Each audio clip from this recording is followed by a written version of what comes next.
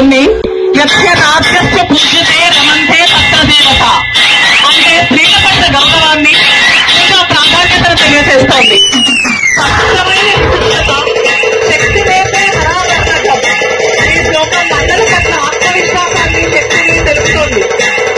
స్త్రీ సహజ ధర్మం ఓర్పు మరియు మృదుత్వం, స్త్రీ స్వభావం ప్రేమ మమకారం క్షమాగుణం అనే గొప్ప గుణాలతో సమృద్ధిగా ఉంటుంది. కుటుంబాన్ని సమాజాన్ని ప్రేమతో పోషిస్తుంది. అందుకే ఆమె గృహలక్ష్మి అంటారు. ఆమె ఎంతో కరుణతో సహనంతో కుటుంబాన్ని నడిపిస్తుంది.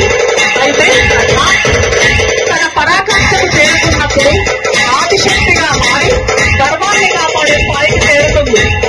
మన పురాణాల్లో చాలా ఉదాహరణలు ఉన్నాయి.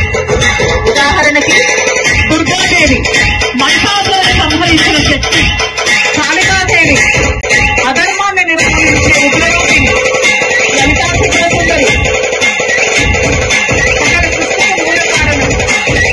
ఇంకా మన ఇతిహాసాలలో సీతాదేవి అన్యాయాన్ని సహించి గుండెలోకారమైన సత్యమూర్తిగా, ద్రౌపది అన్ని సంతానమై తన అవమానాన్ని శత్రువులు మొత్తంగా మార్చిన మహాశక్తిగా, సత్యభామ, సుభద్ర, గానపత్రి, గంగా ఇలా అనేక వీరనాములు తమ కుటుంబానికి సమాజానికి శక్తిగా నిలిచారు.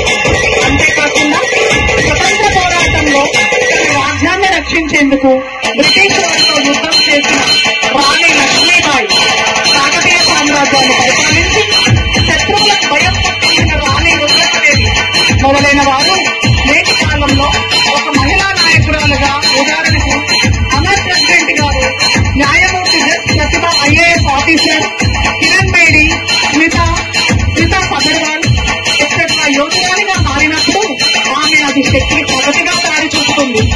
మహిళ అంటే అబల కాదు, సబలాన్ని నిరూపించారు.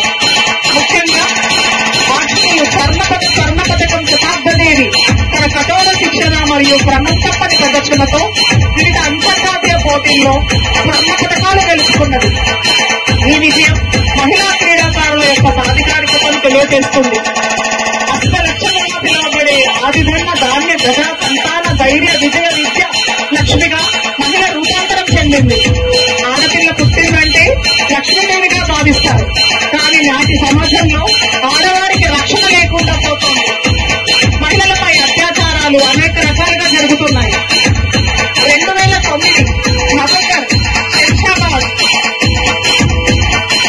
26 ఏళ్ల వెటర్నరీ డాక్టర్పై దారుణంగా అత్యాచారం చేశారు. అంతేకాకుండా 2012 ఢిల్లీలో నిర్భయ ఘటన నడి రోడ్డుపై అత్యాచారానికి పాల్పడ్డారు. అలాంటి వారికి వెంటనే ఉరి తీయాలి. ఇప్పటికీ ప్రపంచంలో ఎక్కడైనా ఏ రాష్ట్రంలో అయినా ఎవరో ఒకరు అత్యాచారానికి, లైంగిక వేధింపులకు గురి అవుతూనే ఉన్నారు.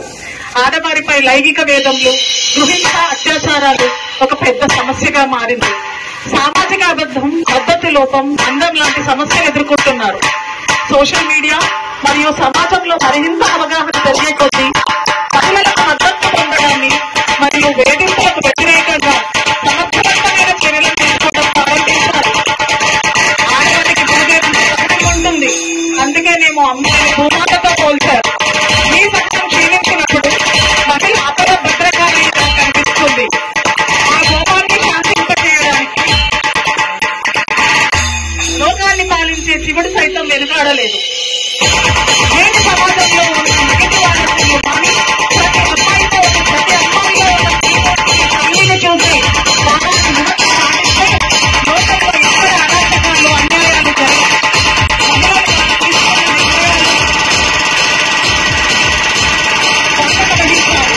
అప్పుడు ప్రతి ఒక్క మహిళ విజయాన్ని సాధిస్తుంది. ఆడలేకపోతే దృష్టి లేదు.